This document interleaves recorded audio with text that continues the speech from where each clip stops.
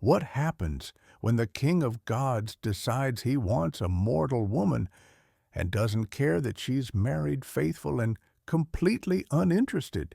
He becomes someone else. He wears her husband's face. He speaks with her husband's voice. And in the darkness, she never knows the difference. From that night of divine deception, a child would be born, the strongest hero the world had ever seen.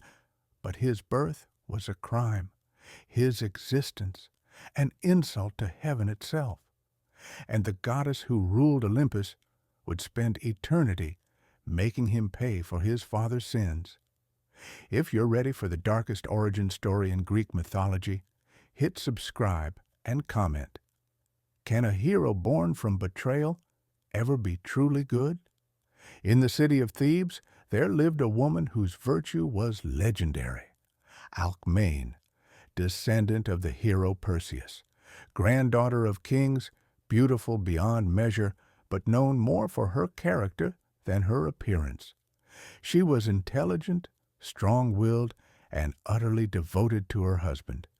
Amphitryon, her husband, was everything a man should be: a skilled warrior, a just leader, a faithful partner. They had married for love, not arrangement, a rarity in the ancient world. Their bond was the kind that made poets write verses and made other couples jealous. When they looked at each other, the air itself seemed to warm with genuine affection. They were building a life together, planning for children, dreaming of a future where their descendants would carry on their legacy of honor and strength. In every way that mattered, they were blessed, which, of course, made them visible to the gods. Zeus, king of Olympus, lord of thunder and lightning, surveyor of all creation, had a problem, not with ruling, not with power. His problem was simpler and infinitely more destructive. He couldn't control his desires. Mortal women, nymphs, even goddesses who weren't his wife. If Zeus wanted them, he pursued them. Consequences be damned. His marriage to Hera was a political arrangement more than a love match, and both knew it. But Hera took her vows seriously, even if Zeus treated his like suggestions. Every affair was an insult, every bastard child a humiliation, and Zeus had many, many children born outside his marriage. When Zeus saw Alcmene, he didn't just desire her, he became obsessed. Her loyalty to Amphitryon made her more appealing, not less. Her virtue was a challenge, her faithfulness a prize to be conquered. In his divine arrogance, Zeus didn't see a woman with autonomy and choice. He saw an acquisition. But Alcmene was not like the nymphs he'd seduced with promises of power, or the mortal women dazzled by his divine form. She would never willingly betray Amphitryon. Zeus knew this, and in his entitled godly cruelty, he decided it didn't matter. If she wouldn't come to him willingly, he would simply make her think he was someone else. The opportunity came when Amphitryon was called to war, a campaign against a neighboring kingdom, an honorable quest to defend Thebes. He kissed his wife goodbye, promised to return victorious, and marched off with his men. The journey would take weeks, perhaps months. Alcmene settled into her home to wait, faithful and patient, counting the days until her husband's return. She had no idea that Zeus was counting those same days, planning the moment when he would descend from Olympus wearing her husband's face, and that the child conceived from that deception would become both the greatest hero and the most tragic figure in all of Greek mythology. It was deep into the campaign when Alcmene heard the knock at her door. Evening had fallen, painting the sky in shades of amber and violet. She had been weaving, as she did most nights, her hands busy with thread while her mind wandered to her husband on the battlefield. When she opened the door, her heart leaped. Amphitryon stood before her, travel-worn and weary, but smiling. Every detail was perfect. His face, his stance, the way he held his sword, even the small scar on his left hand from a training accident years ago.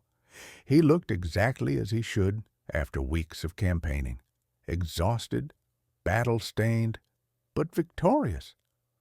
"The war is won," he said, his voice warm with relief and longing. "I couldn't wait another moment to see you." Alcmene threw herself into his arms, joy overwhelming every other thought. Her husband had returned early, safe, and triumphant. The gods had blessed them. Everything was as it should be. She welcomed him into their home. They spoke of his campaign. He knew every detail, every battle, as if he'd truly been there. He asked about her days, listened with the attention only a devoted husband would show. Every word, every gesture, every touch felt genuine because to her it was genuine. That night they shared their bed as husband and wife, and Alcmene never suspected, not for a single moment, that the man beside her was not the man she married. Zeus had done his research well. He had watched Amphitryon for weeks, studied his mannerisms, his speech patterns, his history. He had even extended the night supernaturally, making it last 3 times longer than natural, ensuring his deception was complete and his goal achieved.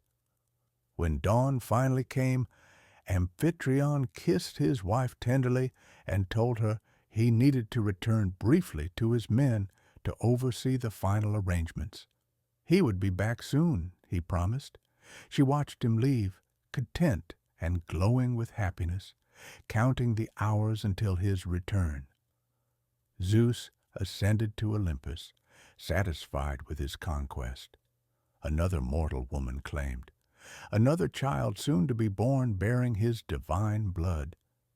He thought nothing of the woman he'd deceived, the husband he'd impersonated, or the consequences that would ripple from this single night. The next day, Amphitryon actually returned. Alcmene rushed to greet him, confused by his surprise at her enthusiasm. "You've only been gone a day," she laughed. "Did you miss me already?" Amphitryon stared at her, bewildered. "A day? Alcmene, I've been gone for months. The campaign just ended. I came as quickly as I could." Her smile faltered. "But you were here yesterday. We spoke of the battles. She stopped, her face draining of color, as the impossibility settled over her like ice water. "I was nowhere near Thebes yesterday," Amphitryon said slowly, watching his wife's expression shift from confusion to dawning horror. "I was 3 days' march away." The realization came in fragments, each one more terrible than the last. The man who had come to her door, the man she had welcomed, the man she had shared her bed with, believing with absolute certainty that it was her husband. It hadn't been Amphitryon. Someone, something, had worn his face, had known his history, his mannerisms, his intimate knowledge of their life together. And she had been powerless to recognize the deception because the deception had been perfect. Alcmene sank to the floor, her mind reeling with violation and betrayal of a kind she couldn't fully articulate. She had been faithful, she had been virtuous, she had done nothing wrong, and yet she had been used, manipulated, her consent stolen through divine trickery. Amphitryon, seeing his wife's anguish, knelt beside her. He understood immediately what had happened. Stories of Zeus's deceptions were well known. Gods could take any form, wear any face. And if Zeus had decided he wanted Alcmene, There was no lock strong enough, no virtue pure enough, no love faithful enough to keep him out. "It wasn't your fault," he whispered, holding her as she trembled. "You couldn't have known." But the damage was done, and in Alcmene's womb 2 seeds now took root, one from her husband, conceived the night of his true return, and one from the god who had stolen her consent. Twin sons, one mortal, one divine. And the divine one would carry the weight of his father's crime for his entire life. The months passed, and Alcmene's belly grew with the weight of 2 lives. Amphitryon stayed by her side, raising no hand against her, speaking no word of blame. He loved his wife. What had happened was not her doing, but the shadow of that night hung over their household like a curse waiting to activate. On Olympus, Zeus boasted, he couldn't help himself. His ego demanded recognition for his conquests, even the ones achieved through deception. In the halls of the gods, over wine and ambrosia, he let slip to his brothers that he had sired another son, one who would be the greatest hero the world had ever seen, destined for glory beyond imagination. Hera heard every word. The goddess who ruled beside Zeus, who bore the title of queen while enduring humiliation after humiliation, felt something inside her calcify into cold, eternal rage. Another mortal woman, another bastard child, another insult to her marriage, her dignity, her authority. But this time, Zeus had gone further than seduction. He had worn another man's face. He had stolen a faithful woman's consent through trickery. He had violated the very concept of marriage, the institution Hera herself protected as goddess of matrimony. The hypocrisy was staggering, and it was too much. "This child," Hera said, her voice soft and deadly, "will suffer, not for a day, not for a year, for his entire existence. Every breath he takes will be payment for his father's crimes." Zeus barely paid attention. He was already thinking of his next conquest, his next affair. Hera's anger was background noise, constant, expected, easily ignored. But Hera meant every word. When Alcmene went into labor, the pain was unlike anything she'd experienced. The birth took hours, her screams echoing through Thebes, and when it was finally over, 2 infants lay crying in the midwife's arms. Iphicles, son of Amphitryon, mortal through and through, small and squalling like any newborn, and Heracles, son of Zeus, larger even as an infant, his eyes bright with unnatural awareness, his tiny hands already showing impossible strength when he gripped the midwife's finger and nearly broke it. Even as a baby, the difference was obvious. One child was human, the other was something more, and that more would be his doom. Amphitryon looked at the divine child and felt a complicated mixture of emotions. This boy was innocent. This boy was also a constant reminder of the God who had violated his wife, his home, his marriage. Could he love a child who existed because of such betrayal? He would try, but it wouldn't matter, because Hera had already decided that Heracles would never know peace, never know safety, never know a moment free from suffering. And the goddess of marriage always, always kept her promises.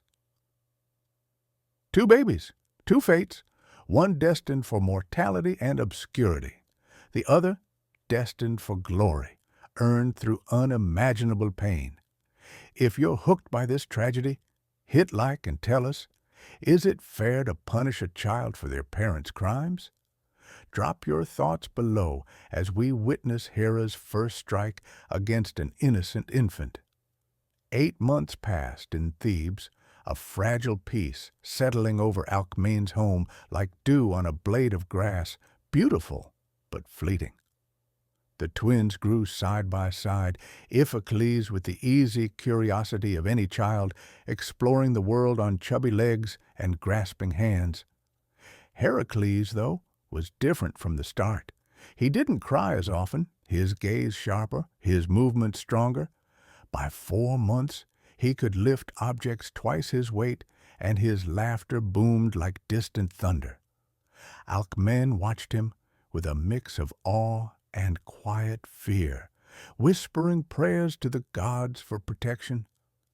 Amphitryon, ever the steadfast husband, trained the boys gently, teaching Iphicles the basics while marveling at Heracles' instinctive grasp of the spear.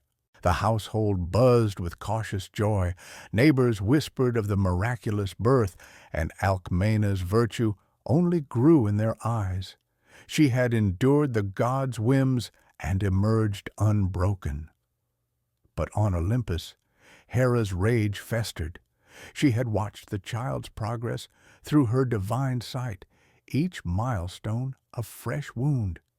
Zeus's bastard thrived, untouched by the consequences he deserved. The queen of the gods could no longer tolerate it.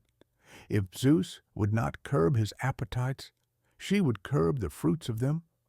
One moonless night, as the twins slept in their shared cradle carved from olive wood, Hera descended in shadow. She slipped into the nursery like smoke, her form invisible to mortal eyes. In her hands, she cradled 2 serpents, venomous dragons from the underworld, their scales glistening like polished obsidian, eyes burning with infernal hunger. These were no ordinary snakes. They were extensions of her will, symbols of the poison Zeus had injected into her marriage. She placed them at the foot of the cradle, whispering an incantation that bound them to her curse. "Suffer as I have suffered," she murmured, her voice a silken blade. "Let the innocent blood pay for the divine betrayal." The serpent slithered forward, drawn to the stronger scent, the divine spark in Heracles. They reared up, fangs dripping, aiming for the infant's throat. Iphicles woke first, his tiny scream piercing the silence. Alcmene bolted from her bed, Amphitryon close behind, torches flaring to life. They burst into the nursery to a scene of nightmare, their mortal son wailing in terror, pinned against the cradle side, while 2 massive serpents coiled around the space, fixated on the other child. Heracles did not cry. His eyes, wide and unblinking, locked onto the creatures. With a grip that belied his size, he seized one snake behind the head, his infant fingers crushing its scales like parchment.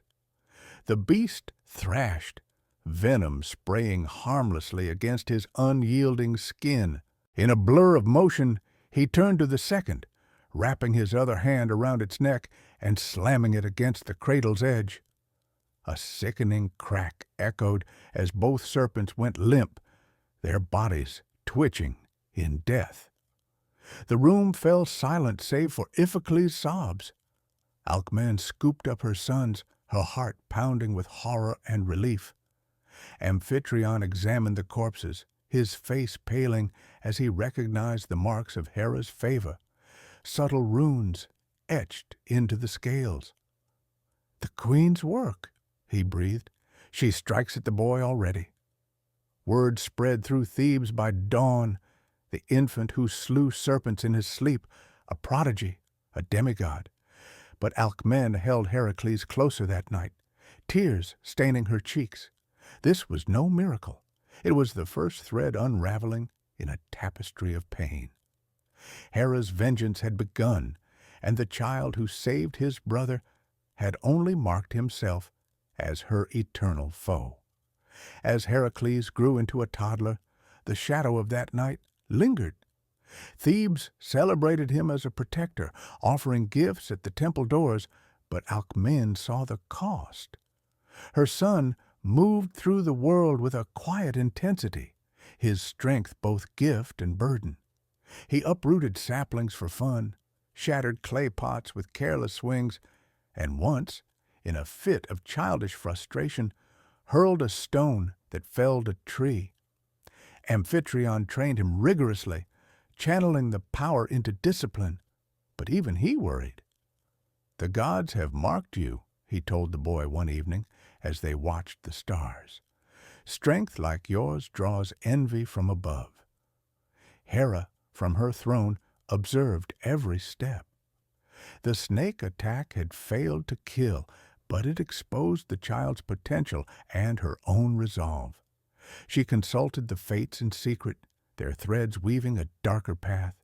No direct strike now. Subtlety would build the terror. Whispers reached Thebes. Oracles spoke of a coming madness, a curse that would turn hero to monster. Alcmaeon burned offerings to appease the queen, but the air grew heavy with foreboding. Heracles, innocent and unaware, played with Iphicles in the fields, his laughter echoing. Yet in his dreams, serpents returned, coiling around a family he didn't yet know he would destroy. The stage was set for the true horror, Hera's masterstroke, where betrayal birthed not just a child, but a lifetime of atonement. If this rising dread grips you, subscribe for the climaxes ahead. Comment: would you forgive a God's child for the sins of the father? The tragedy deepens next. Years blurred into youth for Heracles. By his late teens, he towered over men, his body a forge of muscle and sinew, honed by Amphitryon's tutelage and his own insatiable drive. Thebes revered him as its champion. He led armies to victory, slaying bandits and beasts that plagued the countryside. His marriage to Megara, daughter of King Creon, brought stability, a union of love and alliance, blessed with children who filled their home with light. 3 sons, then 5, their laughter a balm against the old shadows. Heracles doted on them, teaching archery and storytelling, vowing silently to shield them from the divine cruelties that had shaped him. Hera waited. Patience was her weapon, sharper than any bolt of Zeus's thunder. She had woven her curse through intermediaries, priests whispering doubts, omens twisting fates. But the final thread snapped on an ordinary evening as Heracles returned from a hunt, his arms laden with game. The family gathered for a feast, Megara's smile warm, the boys clamoring for tales of serpents slain. It began with a headache, a dull throb behind his eyes. Heracles shook it off, laughing at his son's antics. Then the whispers came, not in his ears, but in his mind. Voices like serpents' hisses, urging violence, twisting love into rage. Hera's essence flooded him, a divine poison that warped perception. His family morphed in his vision. Megara's face contorted into a mocking sneer. The boy's eyes gleamed with betrayal, echoes of Zeus's deceptions. "What have you done?" he roared, though he didn't know why. The rage built, unstoppable, a storm unleashed. He seized his club, the massive oak weapon he'd carved himself, and swung. The first blow struck a sun, the crack of bone drowned by a scream that pierced his soul even through the haze. Megara fled, clutching 2 children, but Heracles pursued, the madness blinding him to their pleas. The house became a slaughterhouse. Blood painted the walls, cries turned to silence. He moved like a beast, methodically destroying what he cherished most. When the frenzy peaked, he turned the club on the hearth, smashing furniture, as if the home itself conspired against him. Hours passed in that blur, until exhaustion dropped him to his knees amid the carnage. Hera withdrew then, her curse spent for the moment, leaving clarity in its wake. Heracles blinked, the world sharpening into focus. Bodies lay strewn, his wife, his sons, their faces frozen in terror and confusion. The club slipped from his bloodied hands. A wail tore from his throat, raw and animal, echoing through Thebes like the cry of a dying god. He stumbled outside, collapsing in the dirt, hands clawing at the earth as if to bury the truth. Neighbors found him at dawn, the horror unfolding before them. Whispers turned to shouts, murderer, monster, tainted by the gods.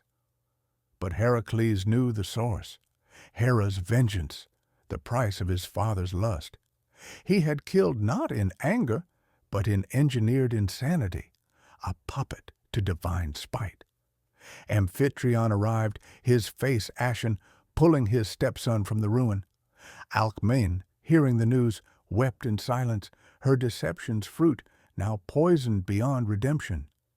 Thebes mourned, but justice demanded reckoning. Heracles, the hero, was now the haunted.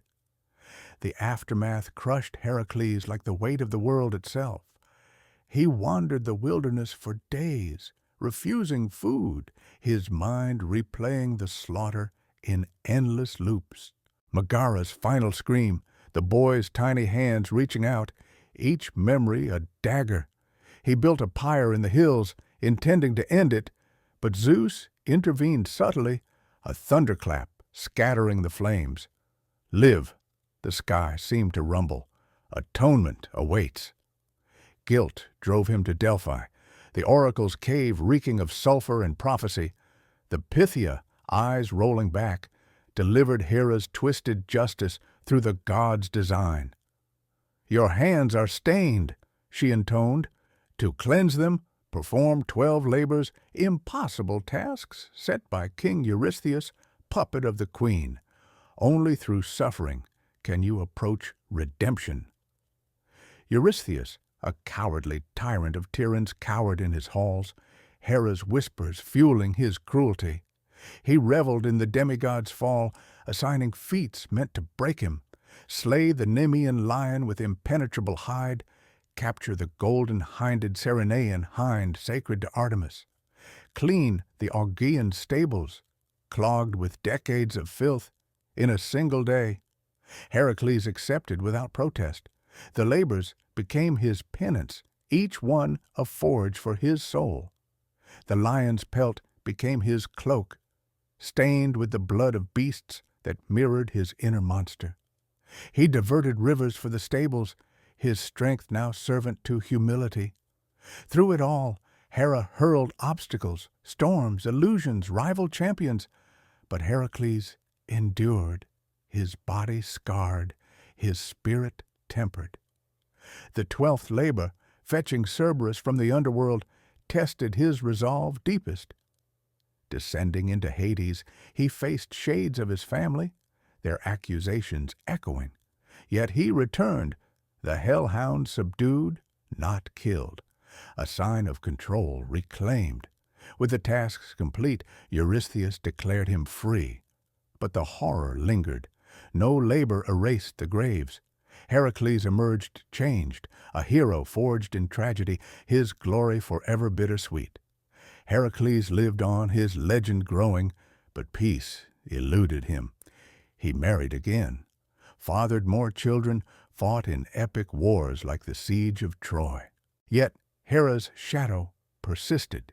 Illnesses, betrayals, a poisoned shirt from a vengeful wife that led to his agonizing death on a pyre. As flames consumed him, Zeus elevated his soul to Olympus, granting immortality at last. There, reconciled in death, Heracles wed Hera's daughter Hebe, a poetic twist to the enmity. His fate underscored the myth's cruel truth. Born of crime, he paid eternally for sins not his own. Alcmene died in quiet exile, Amphitryon in battle, Iphicles fading into obscurity. Thebes remembered Heracles as savior and slayer, a cautionary tale of divine caprice. In the end, no hero escapes the gods' games unscathed. Heracles' strength saved worlds, but his heart bore the fracture of betrayal, a reminder that glory often hides profound sorrow. And as Olympus stirs with new births, Watch for Athena's emergence from Zeus's skull, another twist in the family of gods where power begets pain. If this epic gripped you, like and subscribe for more mythic deep dives. Comment: does Heracles redeem his tragedy, or is he forever cursed? What's your take on the gods' family drama?